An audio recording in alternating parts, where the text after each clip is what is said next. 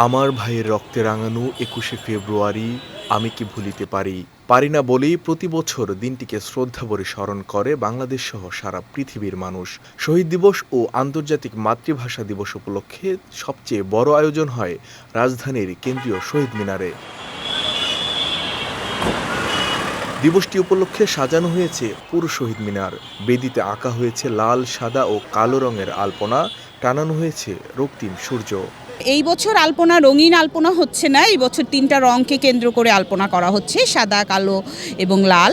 সাদা হচ্ছে শুভ্রতার প্রতীক, কালো হচ্ছে শোকের প্রতীক এবং লাল হচ্ছে বিপ্লবের প্রতীক। আজ রাত ১২টা ৪০ জনসাধারণের জন্য পলাশীর প্রান্ত থেকে প্রবেশের গেট উন্মুক্ত করে দেয়া হবে। শহীদ মিনারকে ঘিরে নেওয়া হয়েছে কয়েক স্তরের নিরাপত্তা ব্যবস্থা। তবে দিবসটি ঘিরে জঙ্গিসহ কোনো ধরনের হামলার আশঙ্কা নেই বলে জানিয়েছেন ঢাকা মেট্রোপলিটন পুলিশের কমিশনার শেখ মোহাম্মদ সাজ্জাদ আলী। আপনার একটা জিনিস বুঝতে হবে যে যেনারা যে সমস্ত শীর্ষ সন্ত্রাসী জামিনে আছে তাদের এরিয়া অফ ক্রাইম বা এরিয়া অফ অপারেশন এক জিনিস, আর শহীদ মিনারের পুষ্পমাল্য অর্পণ ভিন্ন জিনিস। এখানে তো তাদের কোনো ইন্টারেস্ট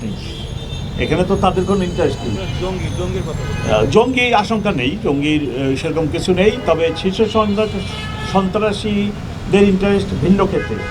এদিকে দিবসটি ঘিরে যানজট নিয়ন্ত্রণ ও মানুষের চলাচল স্বাভাবিক রাখতে বিশেষ ট্রাফিক ব্যবস্থা গ্রহণ করেছে মেট্রোপলিটন পুলিশ।